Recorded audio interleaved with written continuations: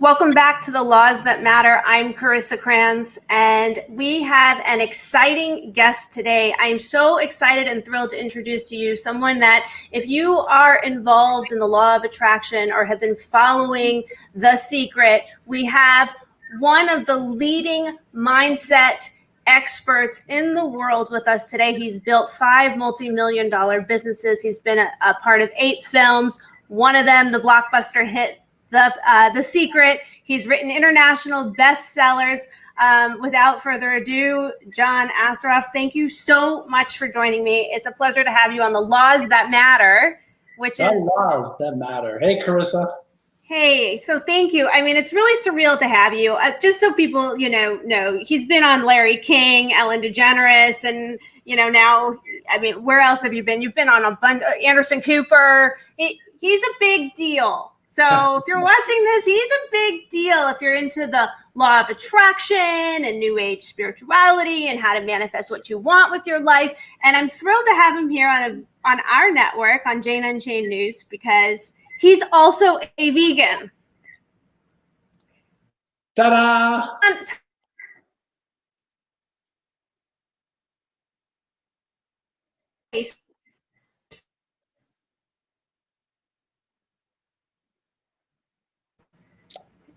There you go.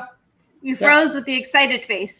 Tell us a little bit about your background, how you got into the law of attraction and how you got into veganism.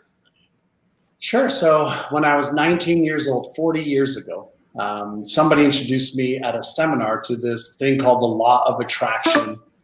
And they shared that, that there's this attractive force in the universe, and that our thoughts and our emotions determine what frequency we were in and what we would attract into our lives.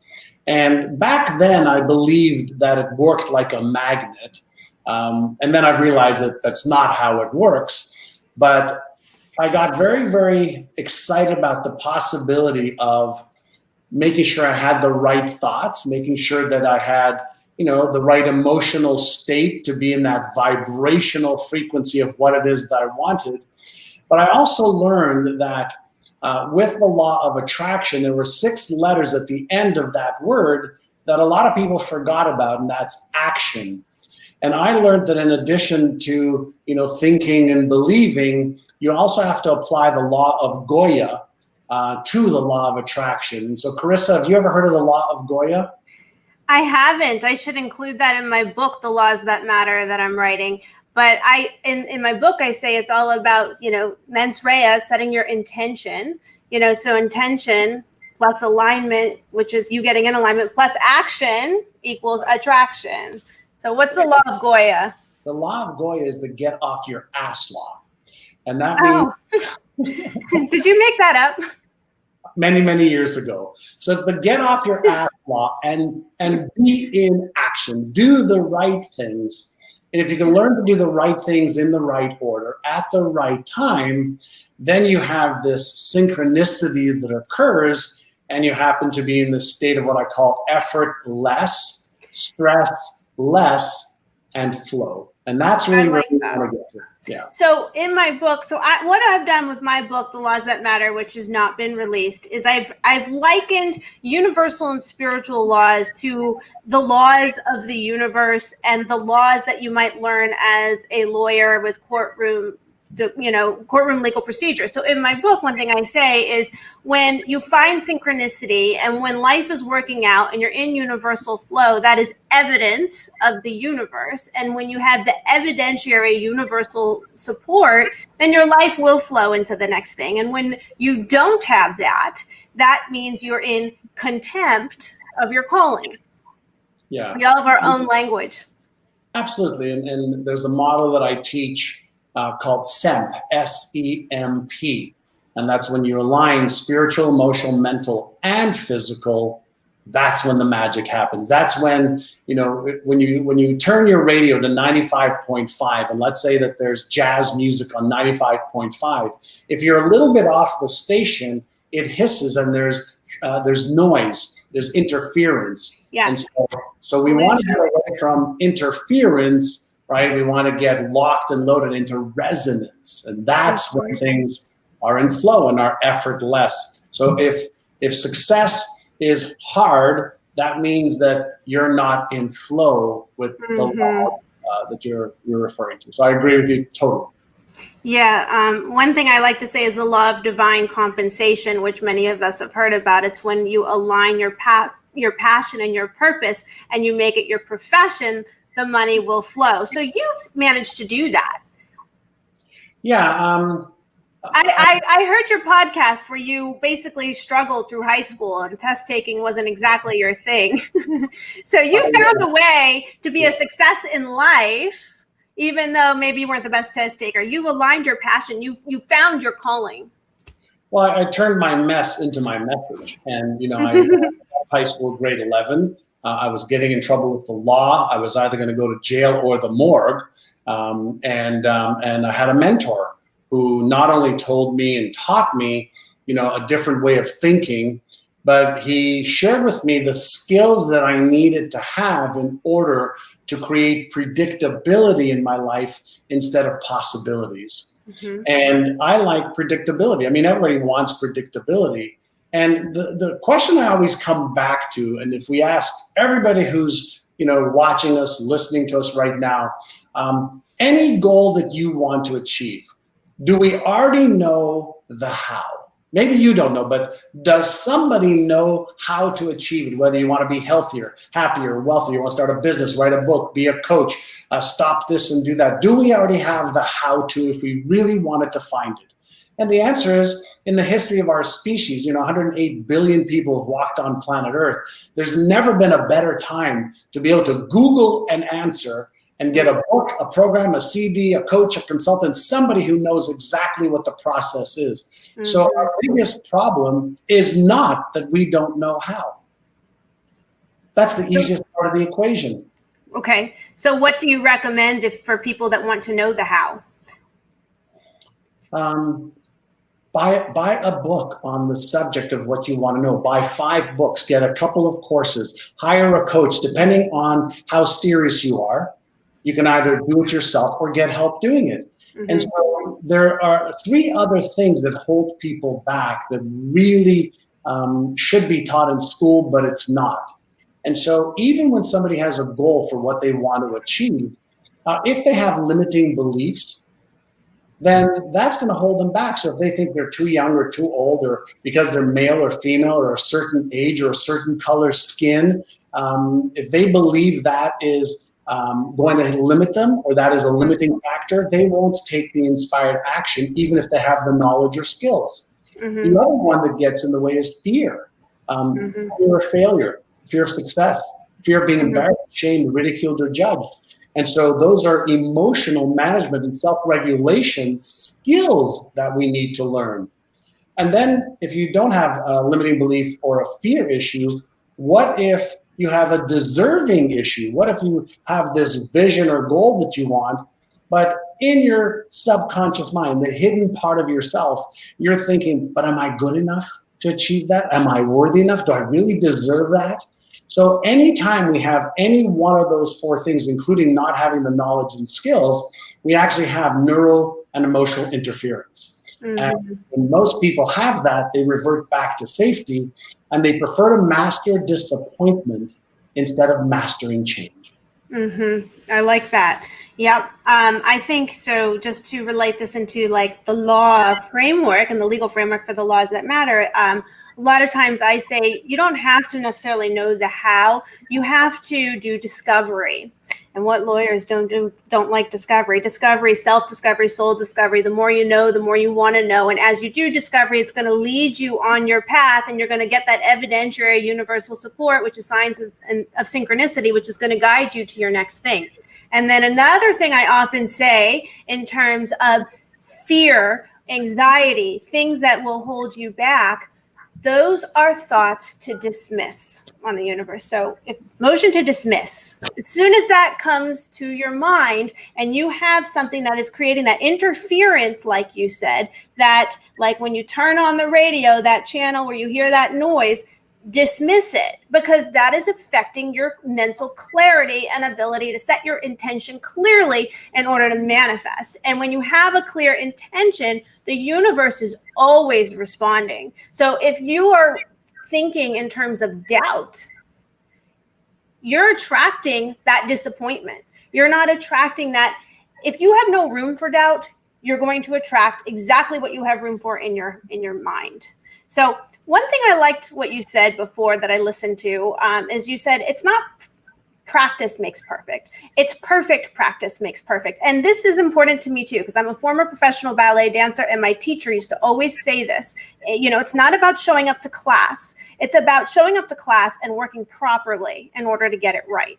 And practice of law, by the way, is the same thing. So practice of meditation, whatever it is. So tell us a little bit about your background with perfect practice makes perfect.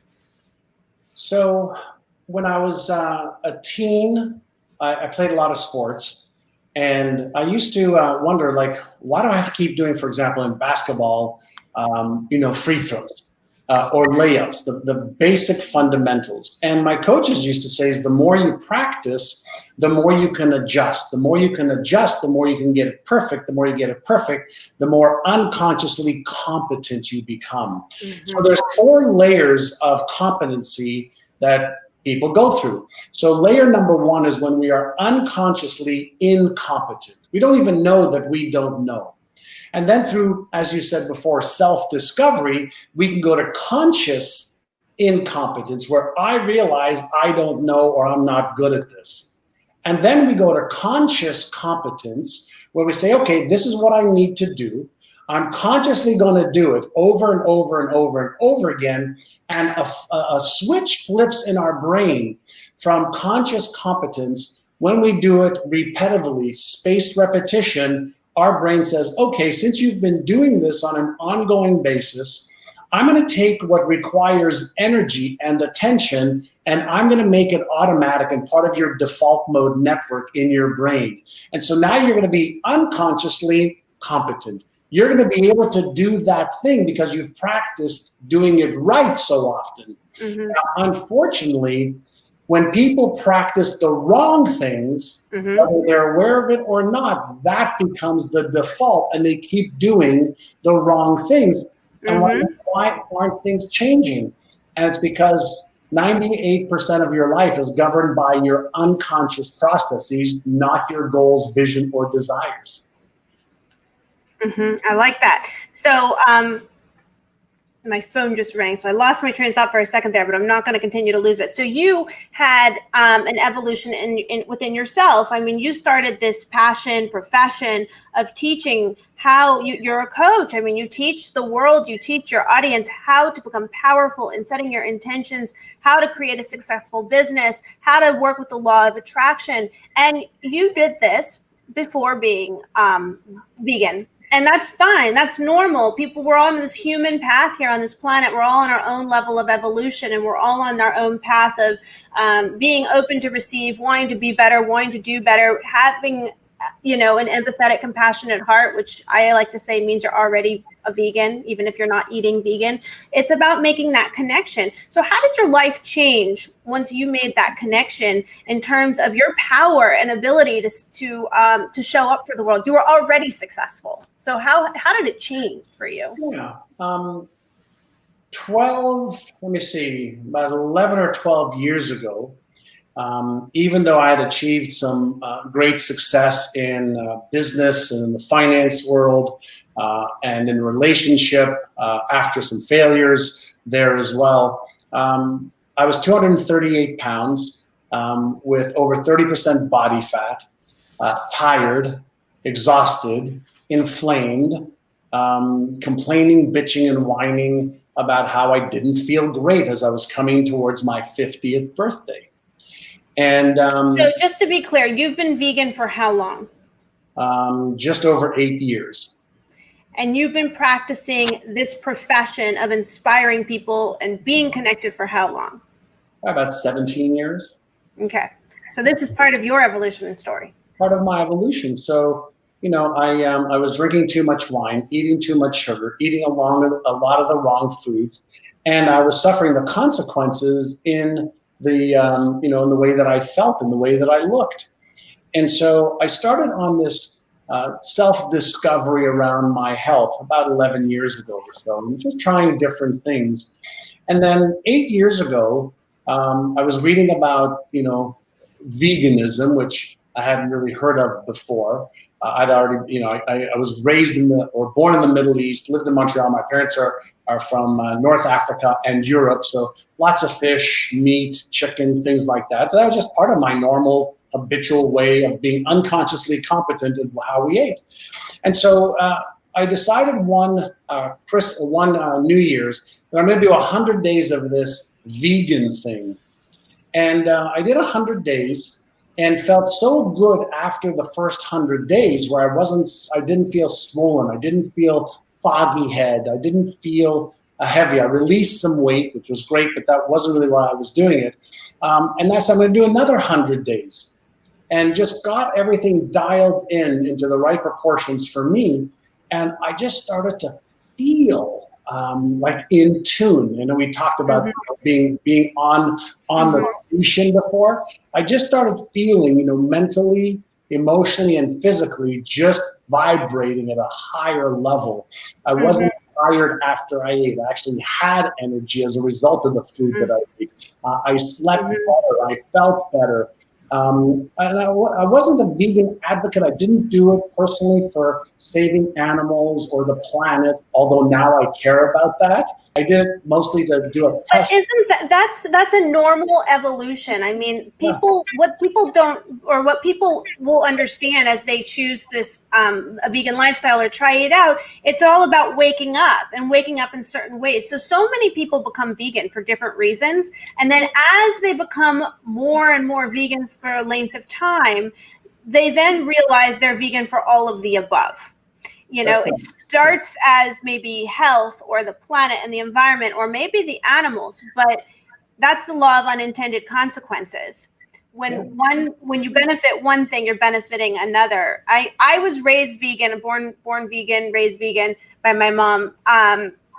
So my mom raised me vegan because she thought it was healthier. But when my parents got divorced when I was 5 years old, I, had to split my time, and my dad was not vegan. So my mom said to me, you're going to go to your dad's house. This is, he's going to try to feed you these things. I can't control what you do. You do what you want. This is what it is. Yeah. I then made that conscious decision at 5 that I care about animals. But, it is an evolution. That's alignment, waking up one part of your brain and then realizing that once you wake up one part, whether it's veganism or anything, it just opens the pathway for you to open up the next part and the next part.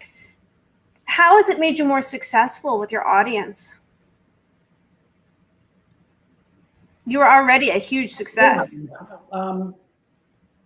I think, for me, showing up with clarity, showing up in a looking healthy, feeling healthy, showing up with this high frequency energy because I eat super well now. I also exercise. I also meditate. I'm also mindful. I'm also, it's just the whole feeling of how I feel about me shows up in a different way. The congruency between, the spiritual, emotional, and physical and mental side of me, I believe comes through a lot more now because there isn't this inconsistency.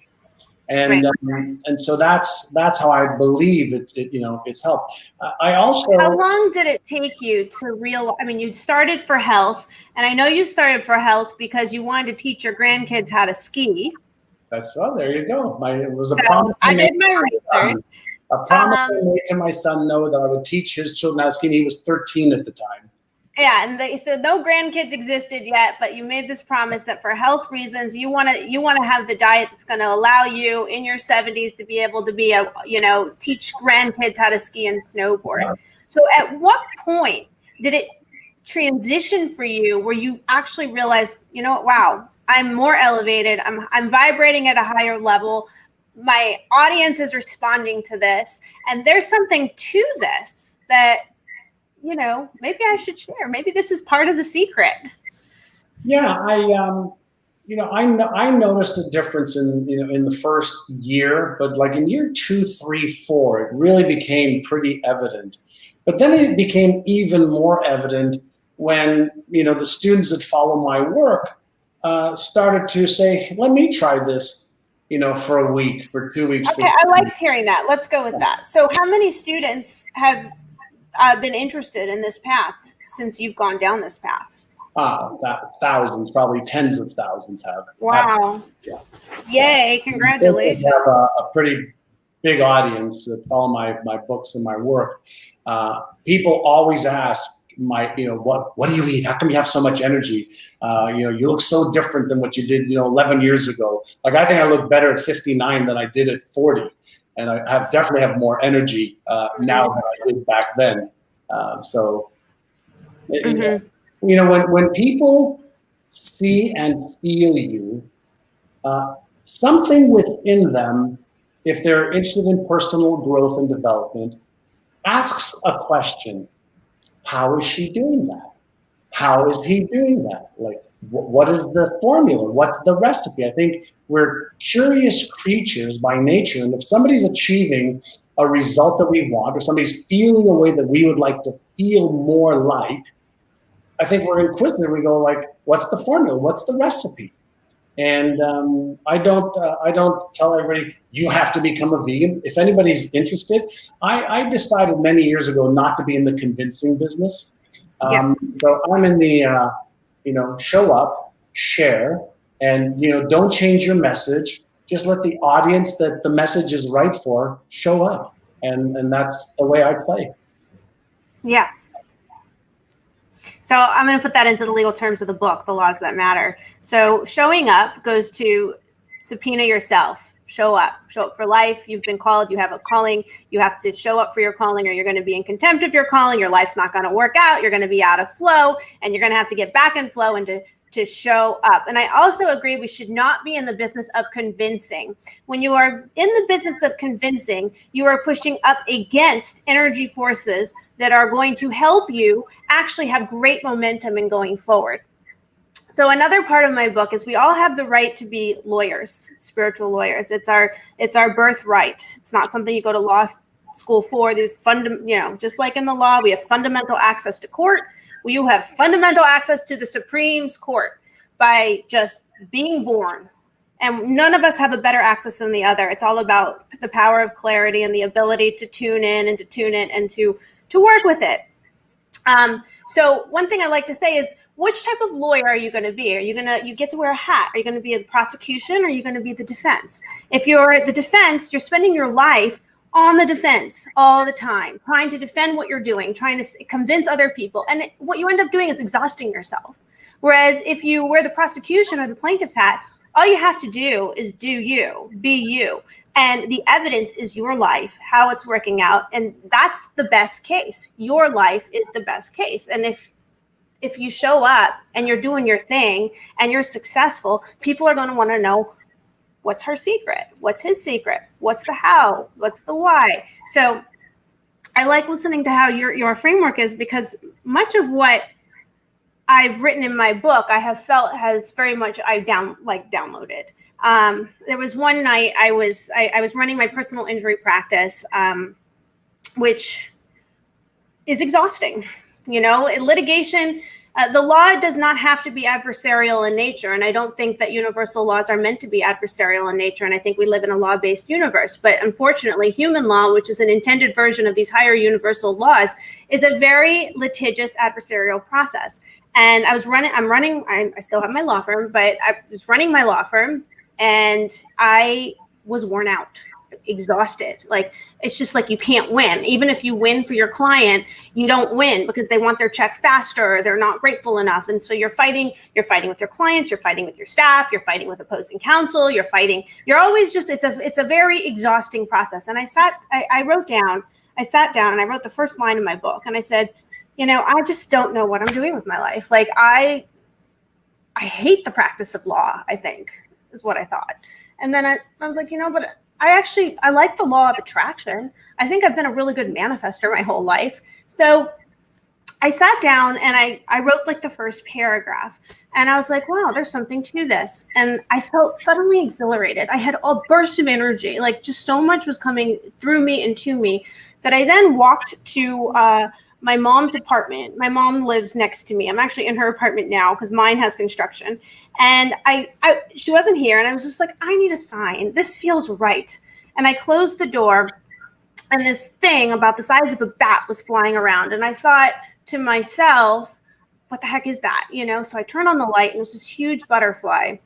And it was like this big. You could see it on my Facebook if you go back, in time. And the butterfly went and landed on the computer.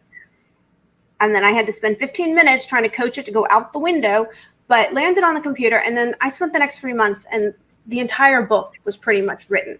So I think that it's really important that the law of attraction and all of this stuff is real. Doesn't matter what framework you put it in. Doesn't matter if you talk about like what language you put it in. It's all the same, and it's what resonates with you. So that's why it's like so surreal to talk to you, who's been so successful at this. You have such a big following, and then now you're vegan. So that's like the best part, because unlike you, I've lived my life vegan, and I've never been in the convincing side, mostly because I was bullied, by being vegan. It was weird. It was taboo. It wasn't something you'd want to be. So I just wanted to quietly be left alone to be a vegan. But I think it's so important to see that there's this whole spiritual movement of leaders and teachers like yourself who are getting into alignment with this and realizing, wow, I had potential and I've unleashed it, but I'm so much more clear now. And this diet is amazing. And it's like, oh, and he's vegan.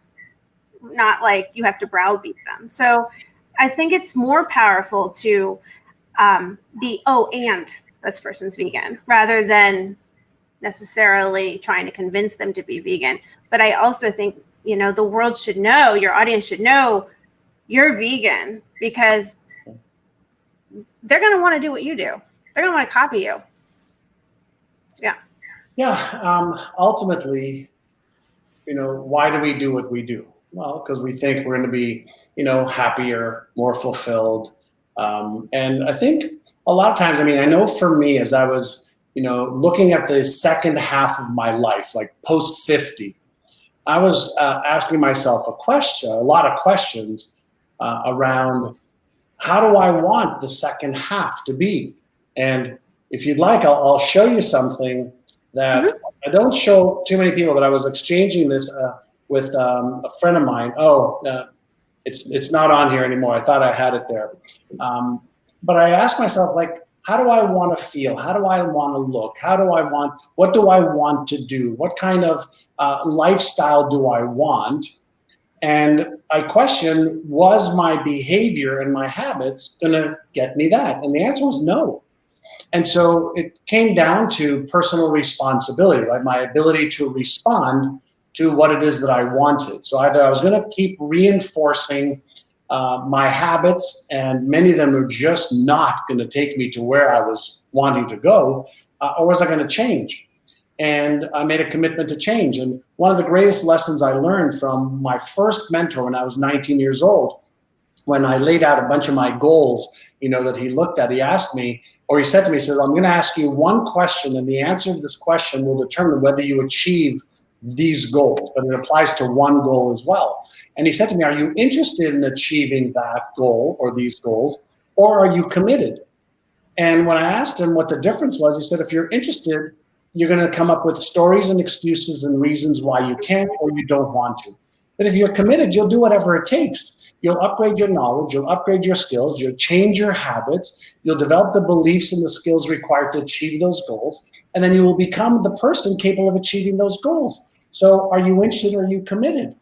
And so now in my life, I don't set goals that I'm not committed to going and following through to doing whatever it takes to achieve them.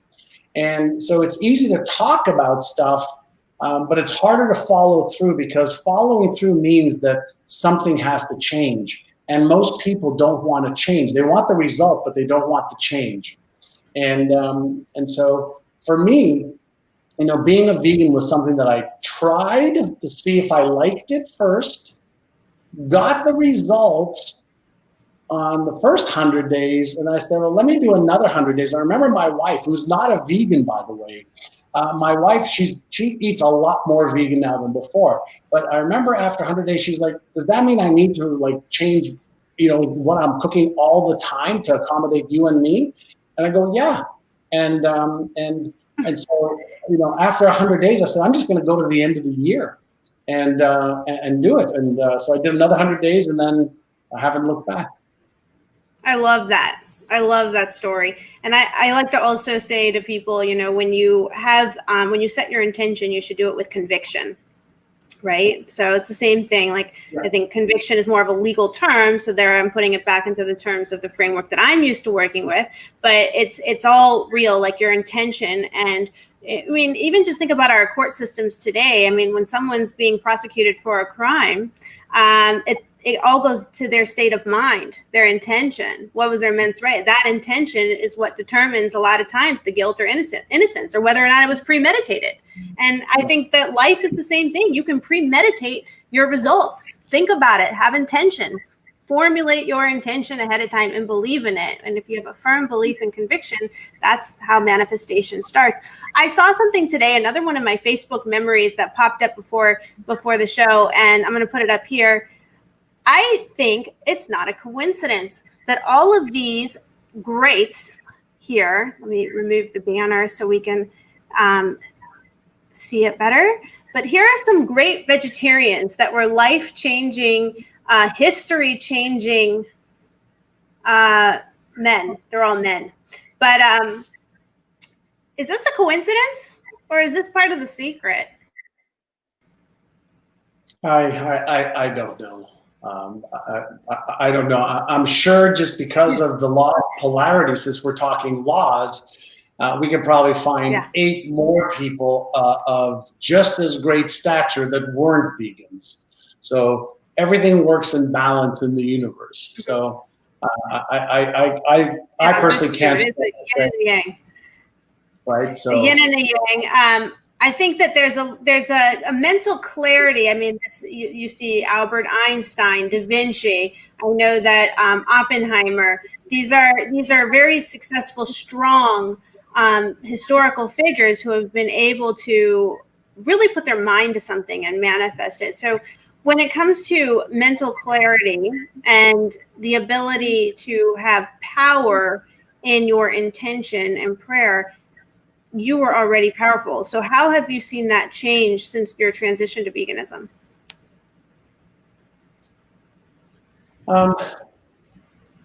So if everything in me, the hydrogen, oxygen, nitrogen, carbon, every molecule, every atom is energy, then what I'm eating, we know that it requires energy to digest.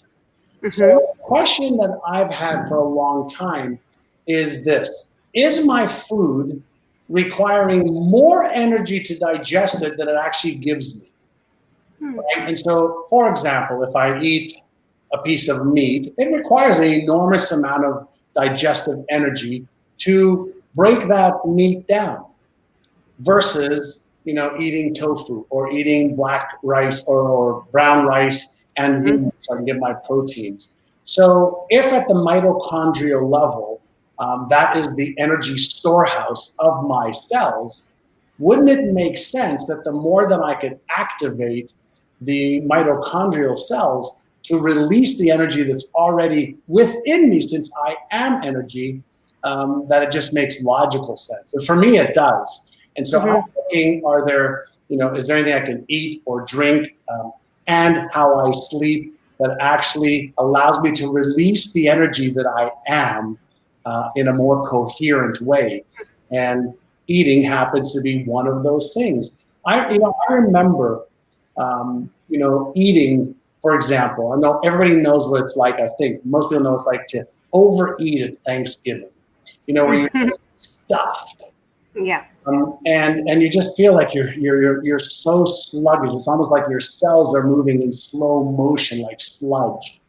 And I know when, let's say I eat too much of healthy foods, I may feel that way for 15 minutes. or 20 minutes if I overeat because I want to overindulge for whatever reason.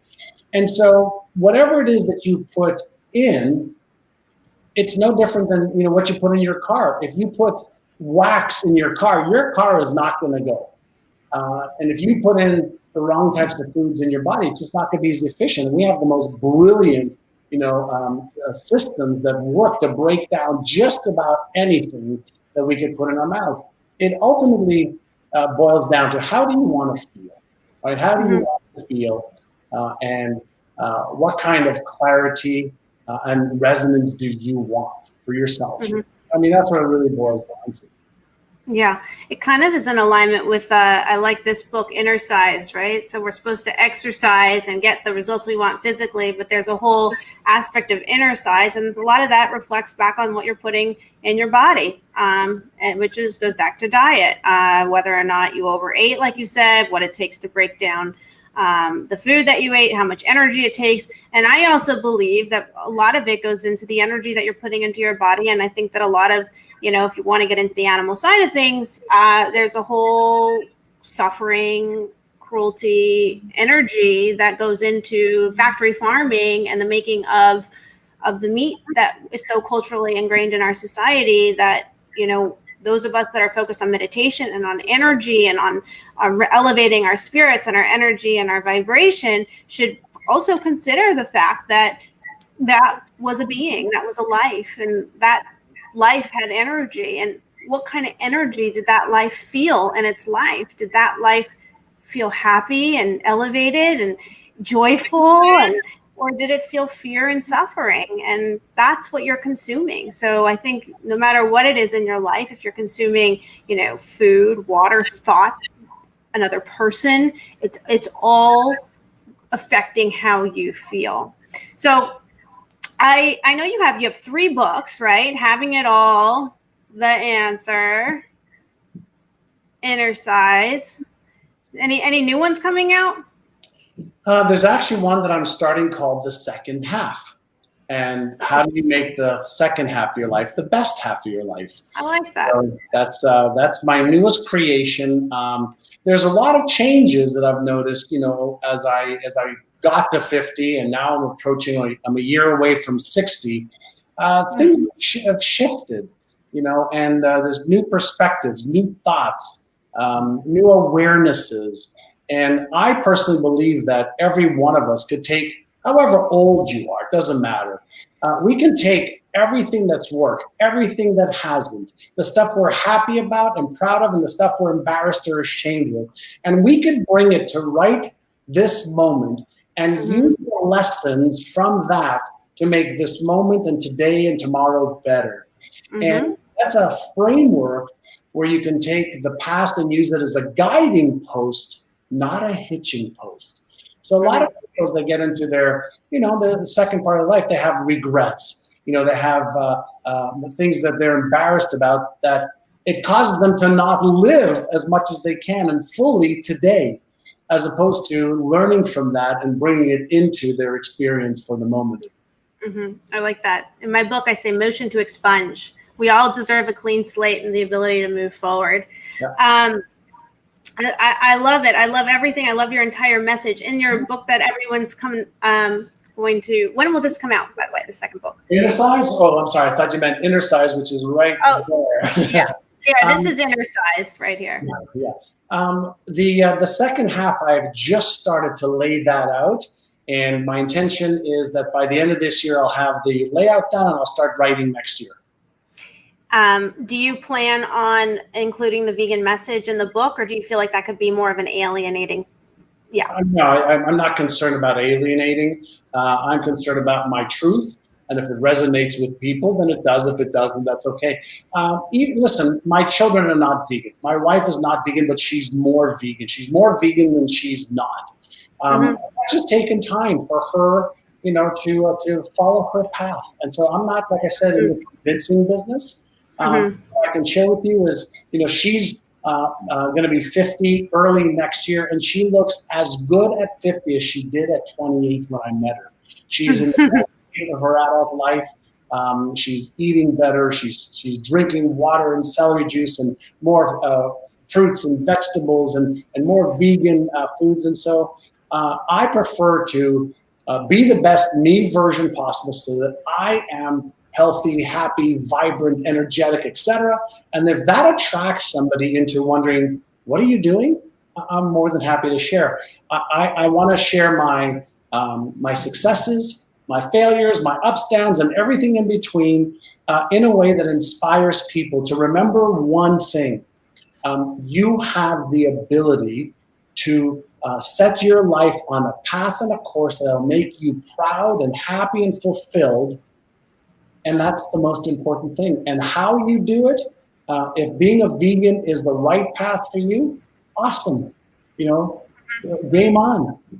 Mm-hmm. Game on, yes. So what's next? I see a comment here. Someone's asking, is there going to be a part 2 of The Secret? I have no idea. Rhonda, who made the movie, after the movie came out, she just went off and did her own thing. Not a lot of people have heard from her. I heard just last week that there's some movie out there that's her sequel that I think somebody said to me they're charging $45 to get people to watch it or something like that. But I haven't heard from her very much in 10, 12 years. I've probably emailed with her 3 times, so I have no idea. And what was the biggest game changer for you? Because of the movie? Just in this whole path that you've been on. Just this humble awareness of how insignificant we are and how significant we are. The polarity of what I do can make a difference around the globe in people's lives. How I think matters. How I behave matters, and it doesn't at the same time. It's this paradox that is pretty interesting. And the greatest gift I think that I'm gaining as I'm getting a little bit older is awareness. Just awareness. Awareness is the greatest gift of being able to be aware of my own thoughts, behaviors, feelings, sensations, actions, lack of actions, emotions. And so right now I'm playing this game, I believe, at a higher level of awareness, which is what I believe gives me choice, and then choice is ultimately what gives me freedom. I like that too. Yeah, I think that that's important, that, we're always growing and evolving, and our level of consciousness can always continue to expand. It's an expansiveness. So the more we expand ourselves and our thought, there's no limit to what you'll receive, because the universe is infinite. So where can people find you? So I'm on Instagram daily. I have a Facebook fan page at John Assaraf. They can go to ignitemybrain.com if they'd like to find out more about my newest book, The Inner Size, or myneuroGym.com, my company that does a lot of brain research and creates brain training programs to actually create that coherence between your beliefs, your emotions, and your behaviors. So I like that. So rewiring the brain through inner size, like we all need exercise. So you're the inner size coach that everyone should go to if you want to work on the inside, so you can be just as beautiful inside out, right? In your mind. It all begins in your minds. You can mismanage your thoughts, but that does not diminish their power, the power of thought. Yeah. Well, the inner game. So, all right, John, well, thank you so much. It was a pleasure to have you and talk to you. You're doing some amazing things in the world, and I love that you've also aligned with the vegan message in your path. And I think that is going to, and already has, affected tremendous change in the community that is your community. And I think that you have an amazing power because your audience is mainstream. I think a lot of times, like we're on a network right now where the vegan message is super popular. We're on a vegan network, but you have the audience, the ears, the thoughts, the minds, and the attention of those that are seekers and those that want to have personal growth, and those that contact you for inner size are those that want to do better and be better. And I think that you have tremendous power within you, and in a message to affect amazing change for our planet. So not only for the people that you help, but the planet will also benefit in a major way, because you have the audience, you have the captive audience. So I'm happy you're doing something positive with it. Thank you so much. What a joy being on your show. Thank you. It's lovely to meet you, and I'm a big fan. Thank you. So thank you. Okay, now we're going to move on to the second part of our segment today. Every week we feature a certified vegan brand of the week. This week we have Atlantic Imports, and it is a vegan wine company. Hi, Samantha. Hello. Pleasure to be on. Thank you for having me. Yes, of course. It's great to have you. And so tell us a little bit about Atlantic Imports and your vegan path. So Atlantic Imports is a company that focuses on importing small, sustainably grown and certified vegan wines, because vegan wine is not something that most people think about when they're buying wine. It's just people assume every wine is vegan, but it's not. And we work specifically with Austrian wines at the moment, so small family-run Austrian wine vineyards. And yeah, we just want to bring great wines that people know what they're drinking and what they're putting in their body, and bring that wine here to the U.S. market. And where are you located? Specifically Georgia. Yeah, Atlanta, Georgia is where I'm located. So that's where I'm importing into now. And hopefully soon I will be expanding to South Carolina, Florida, New York, California, the big hubs. Very nice. And so I think it's important that people understand that sometimes wine is not vegan. Right. So, yeah, wine. Sorry, go ahead. No, I think I always say it. It's always me saying it. So why don't you tell us, in your search of trying to find the right wine and make the right wine, what did you find was often used in wine that made it not vegan? So when wine is filtered, it goes through a filtering process to filter out the nasty stuff. In the past, fish bladders and egg whites were really big in the filtering process, which obviously makes the wine not vegan. Yeah, and it still is big in many vineyards to continue to use that, along with sometimes gelatin, which is it can be used in wine, which is the boiled bones of animals. Sometimes sugar could be added to it, which has could have a bone char component, depending on how the sugar was fined. And a lot of people don't realize that there are up to, I think the Tobacco and Trade Bureau says 66 ingredients that could go into making your wine.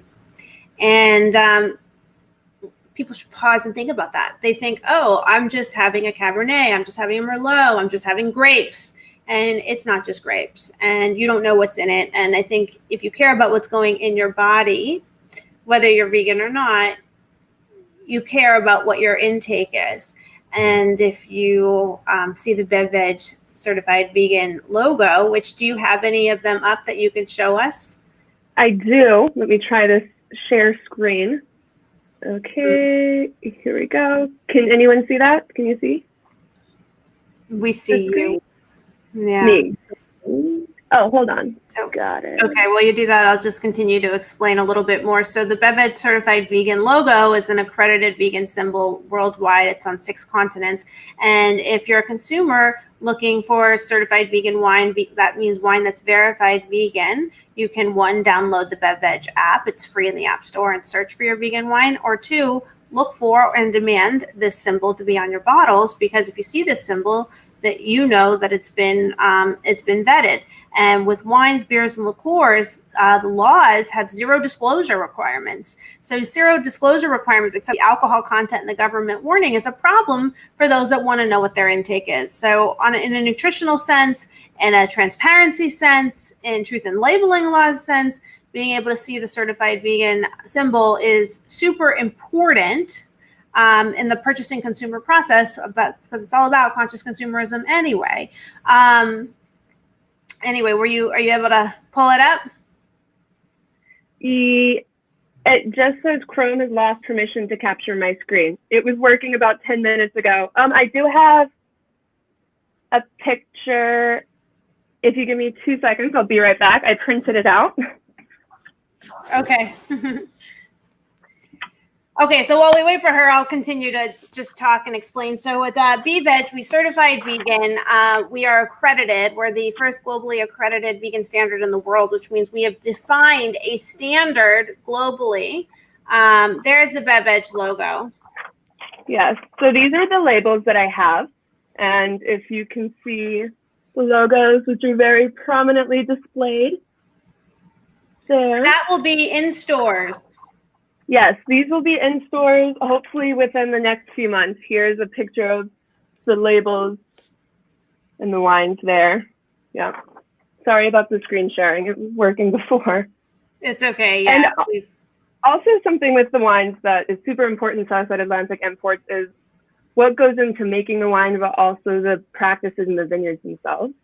Like all of our wines are organic, sustainable vineyards is very important, like sustainable agriculture, which I think is another aspect of wine drinking that people don't really think about, is how the grapes themselves are grown. And where can people find this wine? Can they order it offline? Currently, you cannot order offline because direct-to-consumer shipment is not legal in Georgia, but that will be an option when we expand importation to other states. So liquor stores, restaurants are really big. Austrian wine pairs super well with Asian food, actually. Not many people think about. So you got to get an Asian tofu dish with your wine. Yes, actually. Or noodles, vegan noodles with the good sauces. Okay, any final thoughts? Anything you want to share for the audience here? I don't think so. I was watching your broadcast before and super inspired now, by the way. So thank you for that. So the price of your wines, what will it range when people want to buy it? The price of the wines will be around $20 a bottle, which is actually pretty good prices for getting super small family-run vegan wines. Follow you and to follow the progress of Atlantic Imports and any updated information on when they can order offline or where they can find it. Right, and visit us, our website, atlanticimports.com. There will be all the information available. Okay, Samantha, thank you for joining us. And this is our Bev Veg Certified Product of the Week. It's Atlantic Imports and amazing vegan Austrian wine. Thank you so much. Thanks for having me. And thank you, everyone, for joining us. I'm Carissa Kranz, and we'll be here next week for The Laws That Matter at noon Eastern Standard Time, 9 a.m. Pacific Standard Time.